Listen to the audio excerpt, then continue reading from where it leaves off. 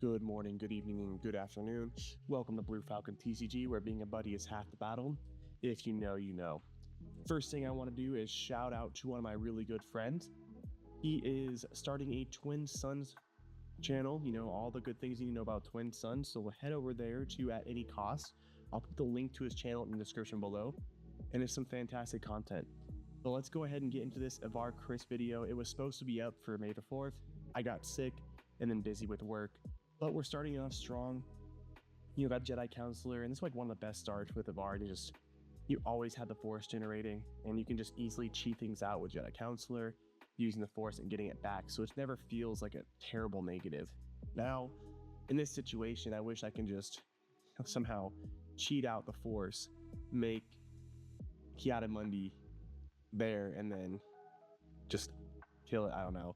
It would have been really ideal. Now we just play down some more units. We're going to swing really wide into this Darth Maul. This isn't the easiest matchup for us, especially because blue-red villainy is still pretty strong and kind of a pain in our butt. We're choosing to resource the Berserk just because I think at this point it's just going to be rough. So we're going to try to get some damage on the board, with those spy tokens. Luckily, they didn't have the Force, so that the Dooku doesn't come down and just clear the board for free. But we pop the Kiadi, get a draw, feels fine. Gonna resource the Yoda's lightsaber. I don't think we need it right now. Avar essentially is kind of like a tower, just protect the queen kind of deck, in my opinion. You come out swinging on. Ideally, you can get it on the 6-7 resource if you're super lucky. More than likely, it's 7 or 8. Just really depending on what you're playing into and what your hand turned out to be. Unfortunately, I think we have to really trade into the Dooku because the 6 damage early on is going to be a pain in the butt. And I think the mistake I had here was going Kiadi to base. It should have been Kiadi to Dooku because it was going to die regardless. And that way it's just a 1-card trade up with a spy or with my other unit, but we had to waste the aggressive negotiations to do it.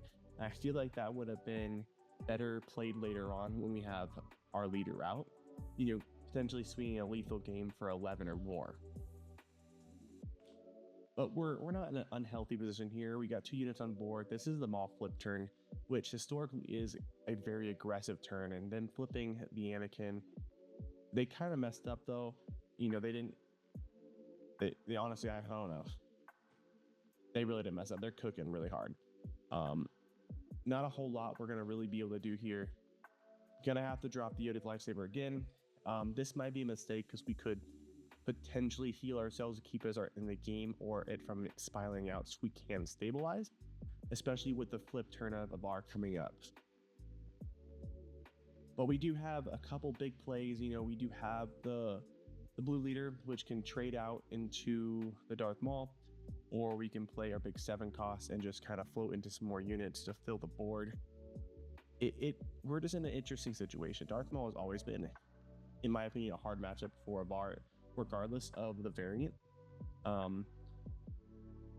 we're gonna go ahead and just do things, and we end up going into Jedi Counselor, so not great.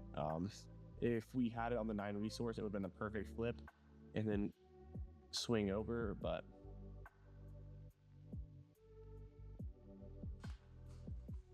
unfortunately we're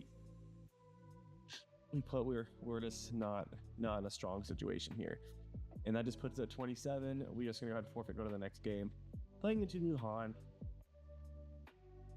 Force, just the flavor of the post rotation. No one wants to give up on the Han Force mechanic, I guess, but a little bit better hand. We don't start off with a Jedi Counselor like we did in the previous game, but we have some spot removal.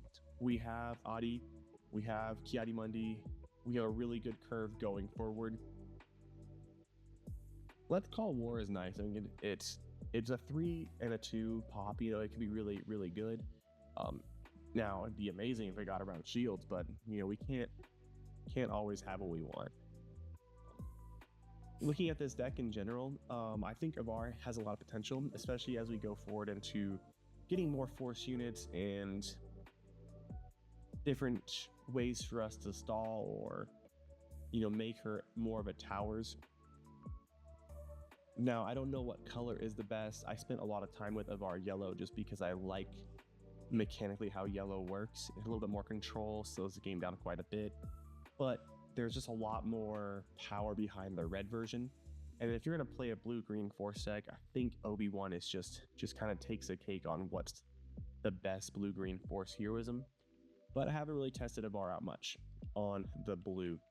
And who knows, maybe we just play her late and just do things. Unfortunately, there's no splash force base, which would be kind of cool.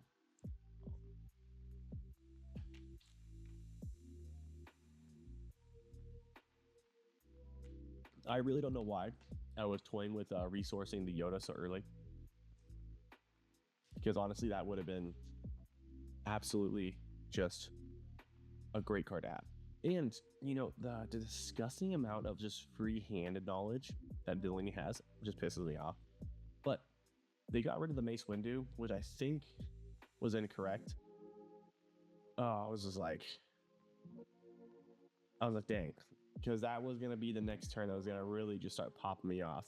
So we're gonna trigger the Force Plate on Berserker. A little bit of griefing, it happens.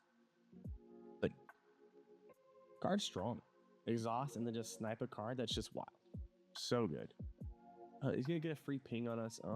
We're just gonna claim. I was trying to see where the ping came from. I realized it was the leader unit. So we're just gonna go ahead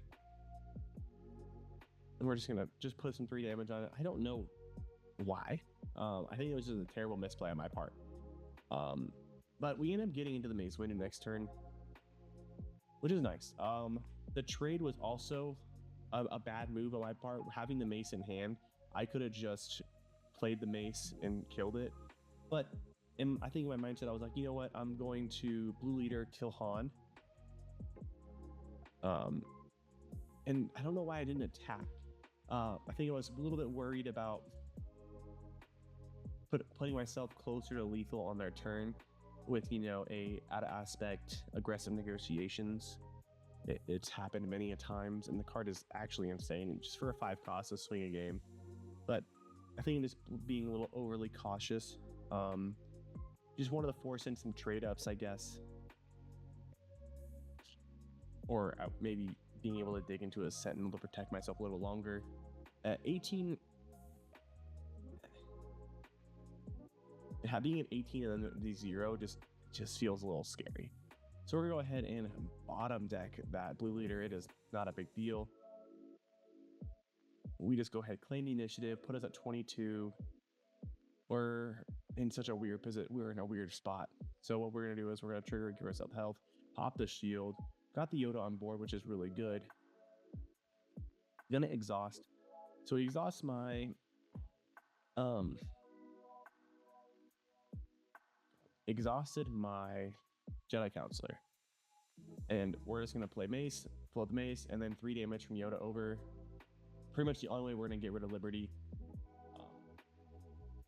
We could have used the option card instead. I think it would have gave us away. But sure. Weird choice to float the Jedi Counselor. Since this is a force deck, I'm gonna be able to. Again, a missed opportunity here. I should have just played it on Avar to give myself extra damage. Like, that was just a very silly thing for me to do. Gonna get the Kiadi Mundi. And we're just gonna take initiative because we have aggressive negotiation in hand, and this is about to be a huge turn. Become an 8 plus, I think it's plus 5, so it's gonna put us right at 28 plus 6. So me doing some really quick math, not the best at it, not a math guy, but I like card game math. So when you build things statistically, it doesn't work the way it's supposed to. I love it. And this is why I don't know why Oh, no, I needed the 1 extra damage on for aggressive negotiation. That's what it was. I was one damage short for the lethal play. But there we go. Aggressive negotiations. Ban that card. Card's too good. Not really. Playing into some Ho. Now this is a deck I was really excited for the turn of the format, thinking that like these space race decks were going to be like really running the meta, but I think I just kind of undervalued a lot of the new set leaders at the turn of the rotation. However, it's a really fun deck. Fun deck to play into. Doesn't feel overly aggressive, but it's great. So we get to play the Infused Brawler. That's for 2, making it a 4/4. We do lose the initiative. But you know, if they drop a Chewy on that, we're really in trouble. Not quite sure what they got going on. I think I held the options for some reason. I should just killed, just to make sure that I didn't have to deal with a Poe or take extra 3 damage. And ideally, you just want to kill the Poe ASAP. And there's that Chewy. It's going to be a little bit of an issue. It's gonna pump out quick. Chewy is the savior. Like, that's gonna be 6/6/6/6 off the rip, and I have a good amount of damage on my side of the board. It's just not gonna be enough. I don't have enough ramp to really deal with that Chewy. That's one reason why I think the green and red just falls a little short without having. And there's not a lot of cross damage over there. You know, no more open fires. Everything just 3 damage, and that was 9. That's a 9 damage on there. That's gonna be a lot. I think what we should do here is just claim, and then we're gonna have to blue leader right into it. But it might be too much, too late, too little, too late. We do top into the Mace Winder. Now, if we had some way to make Mace ambush like an ECL, gosh, we'd be in such a great spot. But we're open for just so much. We have to force trade this. It's just not good for us. We got to claim initiative and hope we top into something that's gonna give us value. But Poe is a fast deck for a reason, and there's not a whole lot. Like, nothing saves us from lethal. We can kill one thing. Again, if we had a way to make Mace Winder ambush, it would have put us in such a healthy position. But Chewy really puts in work. So this is the list, guys. It's still a work in progress. I really do enjoy playing like these more fringe out of like not meta like leaders. This is like great for a locals deck. If you guys have anything, questions, comments, anything that I should put into the list, honestly, like what I'm missing, sometimes I just take too narrow of a view when it comes to deck building, especially when I'm trying to make something for the channel or something I think is really fun. I end up just going way too thematic with it. But the daughter and Leo have been some of the most clutch force generating, like using things. Leia swings games. In the yellow version, I was playing 2 to 3 Leia and only 1 daughter. I'm looking at the list, and I think my biggest cut piece is going to be the Rays. I think those go away because realistically, I want to just see Yodas as my bombs.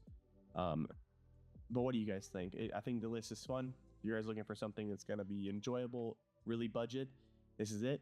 But that's it for today's video. Hope you guys like, subscribe, and comment, and check out the rest of the channel. You have a great weekend and stay safe.